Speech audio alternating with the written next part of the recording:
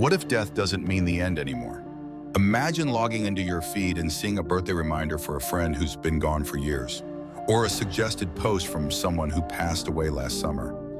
At first, you think it's a glitch, just the platform catching up. But then you realize their profile is still there, their photos are still there, their words are still there, and somewhere in the background, their data is still being harvested, still being used. This is the unsettling reality of digital afterlife farms. The idea that the dead are quietly kept alive online.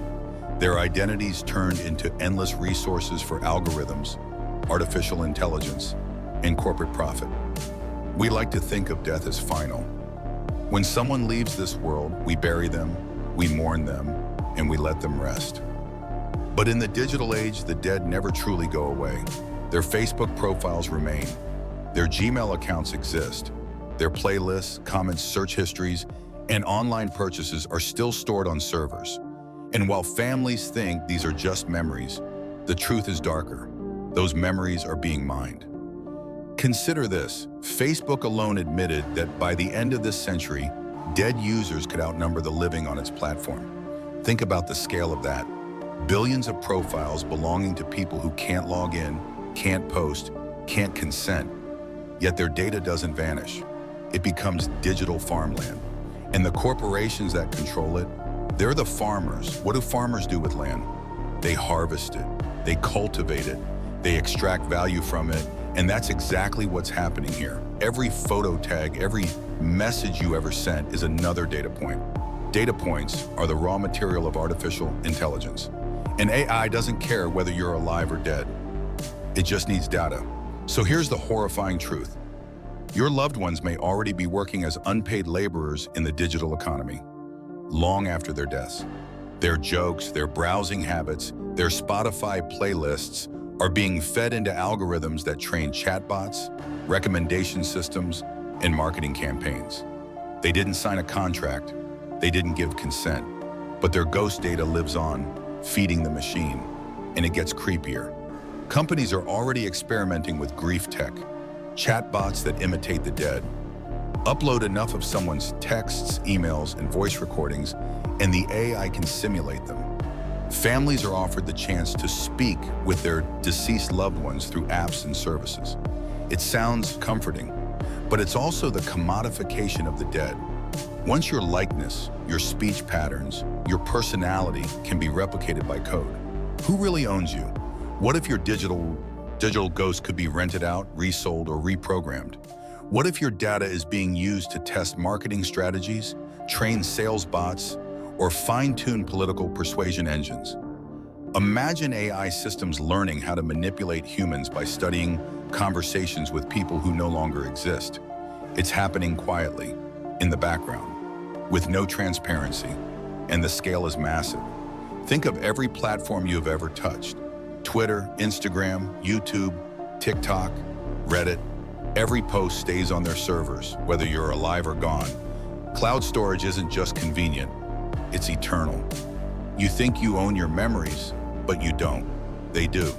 And when you die, your account doesn't vanish. It transitions into the digital afterlife farm, another field in the endless crop of data. Governments are no better. Surveillance agencies hoard everything: phone records, emails, location pings.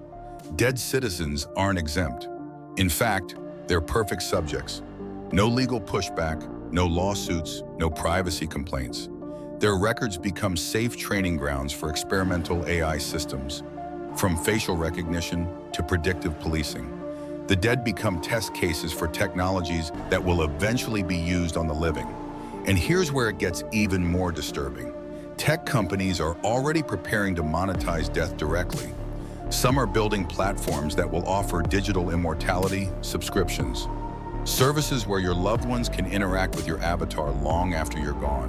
On the surface, it's sold as comfort, but underneath, it's another form of digital indentured servitude. Your identity doesn't belong to your family. It belongs to whoever runs the servers. Ask yourself, what happens when corporations own more versions of you than you ever did? When they can replicate your voice, your face, your opinions, and deploy them however they want? Maybe it starts with a grief chatbot. But what's to stop them from using your digital self to endorse products, spread messages, or sway votes? Dead or alive, you become an asset, and assets are meant to be exploited. And it's not just the famous who are cloned.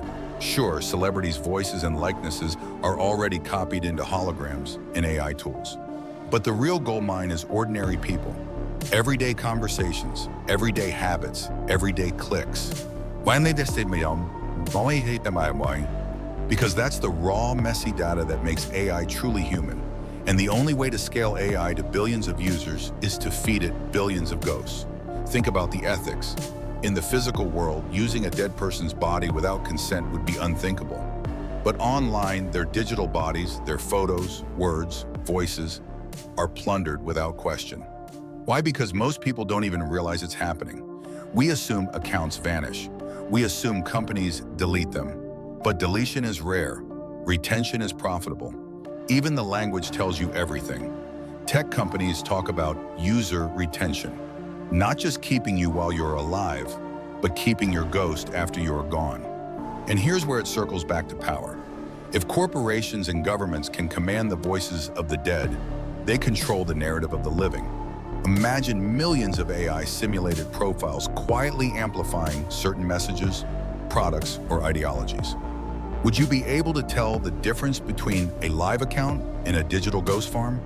Or would the lines blur until truth itself is impossible to discern? The architects of this system don't even need to hide it. Most people are too distracted to care.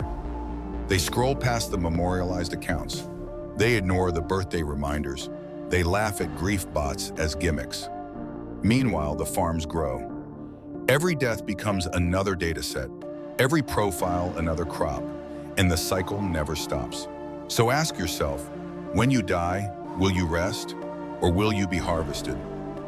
Will your personality live on as comfort for your loved ones, or as code for a corporation you never agreed to serve? Maybe digital immortality isn't a gift. Maybe it's the final prison. A world where even death doesn't free you from the system. If you're awake, you already know what to do. Hit the link in the description and join our free underground newsletter.